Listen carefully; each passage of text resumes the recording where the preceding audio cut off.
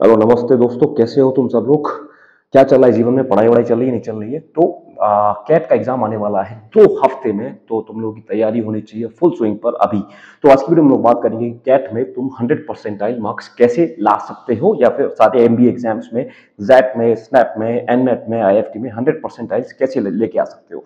पहली बात, थोड़ा सा क्लिक बेटी वीडियो है, क्योंकि आपको 100% पहली बात चाहिए ही नहीं। अगर आपके 99 98% भी आता है तो आपके अच्छे चांसेस हैं to get into a very very very good college. Number 2, मेरा मैं 100% नहीं आया था, तो I am not the 100% correct person to tell you this thing, but मेरा 97% आया था और मैंने अपना ग्रेजुएशन देखा था, जैसे 40 से 50 60 70 80। तो आई थॉट कि तुम लोगों को थोड़ा सा ज्ञान दे सकते हैं इस बात पे। पहली बात, 2015 में मैंने कैट लिखा था और मेरा 97% आया था, और आई एम कोरिकोड से मैंने एमबीए किया था, और आज मैं उसकी ड्रेस भी पहन रहा हूँ क्योंकि बेंगलोर में माहौल बहुत प्यारा हो रहा है। थोड़ा सा जर्नी को फ्लैशबैक में लेके जाते हैं। तो मैं 2012 में मैं कैट की तैयारी कर रहा था, 2013 में मेरा ग्रेजुएशन होने वाला था बीकॉम से। तो मैंने सोचा 2013 में ग्रेजुएशन होगा, 2013 से 15 तक अपन लोग एमबीए करेंगे, लेकिन उस टाइम पे मेरे मार्क्स बहुत कम आए थे, 84% आया था। तो जब मैंने लाइफ में पहली बार एक मॉक लिखा था अपनी बेस लाइन को सेट करने के लिए, मेरे परसेंटाइल आए थे कुछ उसमें 55, ये विदाउट एनी प्रिपरेशन, और खाली जाकर लिख के बैठना था कि अब आपको एक बेस लाइन सेट करनी थी कि मार्क्स मेरे कितने आते हैं, हम कितना पानी में है और कितना हवा में है। तो 55 परसेंटाइल से मैं अपनी परसेंटाइल को 97 परसेंटाइल कैसे लेके गया, तो ये इस वीडियो का टॉपिक होने वाला है। और अगर आप 97 लेके जा सकते हो तो 100 भी लेके जा सकते हो। तो जब मैंने मॉक लिखा था पहली बार 57 आया, उसके बाद मैं तैयारी करना चालू किया। तो 6 महीने की तैयारी होती है, तो जब मैंने अटेम्प्ट किया कुछ मॉक्स 3 महीने बाद 60 70, फिर फाइनल जो मैंने एग्जाम दिया था मेरे 84% आए थे।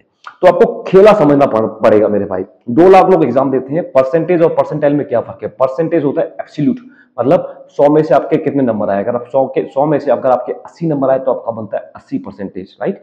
अगर 10 लोग गेम खेल रहे हैं, 10 लोग एग्जाम दे रहे हैं, और आपके आए 99 और 98 फॉर एग्जाम्पल, और सबके आगे 100 तो आपका परसेंटाइल बनेगा 99 और 98 और समथिंग। आपका परसेंटाइल 100 नहीं बनेगा, क्योंकि आप लोगों को कंपेयर करना पड़ता है। परसेंटाइल होता है relative to other candidates giving the same exam. Okay, तो एक चीज समझिए, आप 40 से 50 या 60 अपना परसेंटाइल लेके जाना बहुत बहुत बहुत आसान है, ठीक है। 60 से 70 बहुत बहुत आसान है, 70 टू 80 बहुत आसान है, 80 टू 90 आसान है, 90 टू 95 डिफिकल्ट है, लेकिन 95 से 96 97 98 99 आना बहुत बहुत बहुत डिफिकल्ट है, क्योंकि आप 95 पर मैक्स आउट कर चुके हो।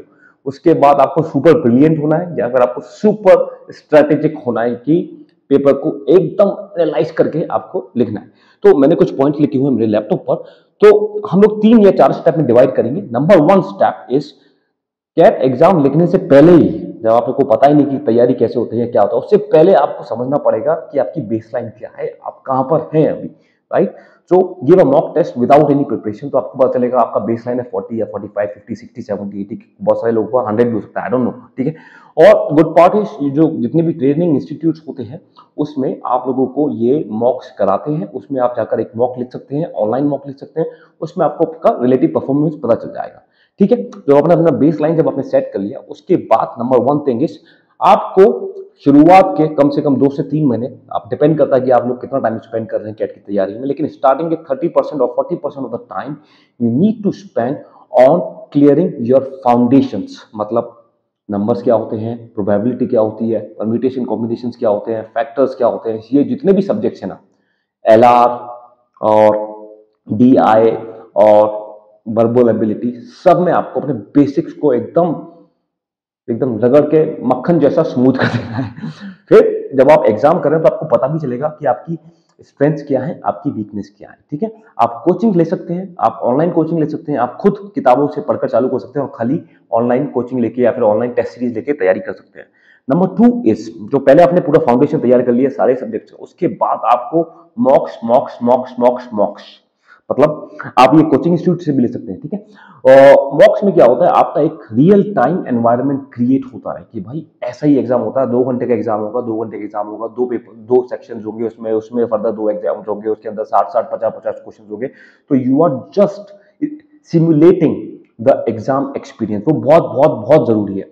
अगर आप 2 घंटे किसी एग्जाम मॉक एग्जाम को लिखने में गुजारते हैं, तो आपको कम से कम 1 से 1.5 या से 2 घंटा आपको उसको एनालाइज करने में करना पड़ेगा कि आप किस एरिया में सबसे ज़्यादा वीक हैं, कौन से आपके स्ट्रॉन्ग एरियाज हैं, किस क्वेश्चन में आपको कितना टाइम लग रहा है वर्सेस अदर लोग कितना टाइम ले रहे हैं।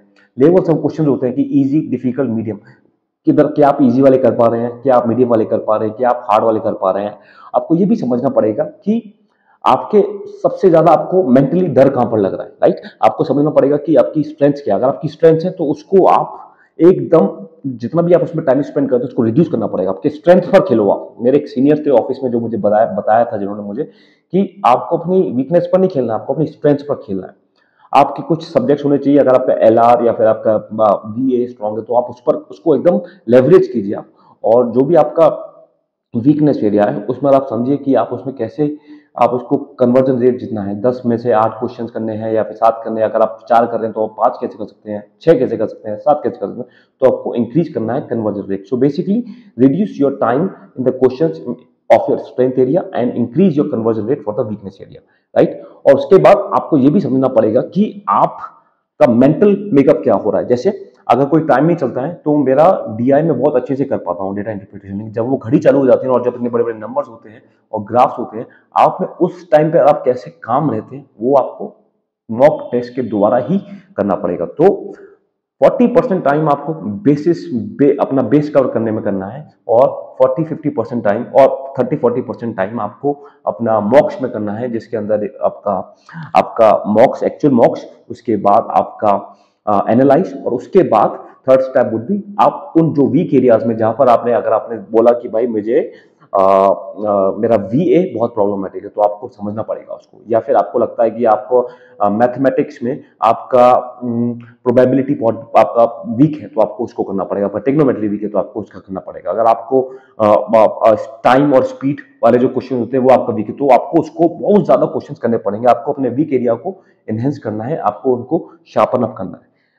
लास्टली, जब आपका कैट का एग्जाम होता है उस एग्जाम के टाइम पर आप कितने क्वेश्चंस, क्योंकि कैट में या फिर सारे एग्जाम में नेगेटिव मार्किंग भी होती है, तो आपको ये भी समझना पड़ेगा कि कहां पर आप तुक्का मार रहे हैं या फिर आप कहां पर आपकी नेगेटिव मार्किंग जा रही है। फॉर एग्जांपल, अगर आप 10 क्वेश्चंस करते हैं, 10 में से आपके 5 नेगेटिव हैं, 5 करेक्ट हैं, जो नेगेटिव हो गए उसका -1 मिलेगा आपको, राइट।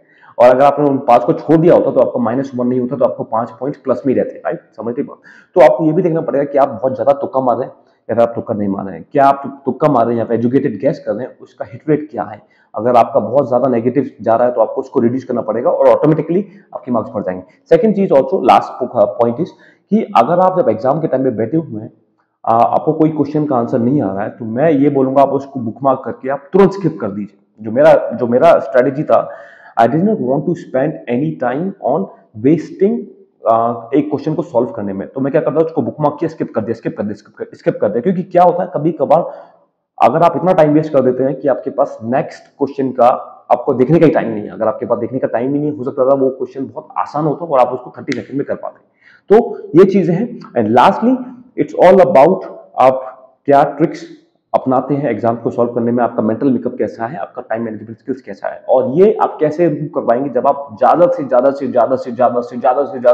सा मॉक टेस्ट देंगे। Mock test is the key. मेरे YouTube इस चैनल पर एक वीडियो है जिसमें मैंने एक पॉडकास्ट किया है 1.5 घंटे का एक दोस्त के साथ, जिसने ABCL सारे आयम्स निकाल दिए थे और खाली 3 महीने की तैयारी के साथ। तो उस वीडियो को आप देखिए और आई होप आपको ये वीडियो पसंद आया हो। अगर कुछ मुझसे गलती हुई तो मुझे बताइएगा और नेक्स्ट वीडियो में क्या बनाना चाहिए मुझे वो भी बताइए। I would be more than happy and thanks a lot. आप लोगों ने लास्ट वीडियो को बहुत ज्यादा प्यार दिया and do comment, share, subscribe, जो भी करना चाहते हैं करो। And all the very best guys. 2 week हैं और आप जब भी देखना है इस वीडियो को फ्यूचर में तो 100% आई 99-98% लाइन में इतना डिफिकल्ट नहीं है अगर आप एक साइंटिफिक तरीके से तैयारी करते हैं, स्ट्रक्चर्ड मैनर से तैयारी करते हैं। And that's it.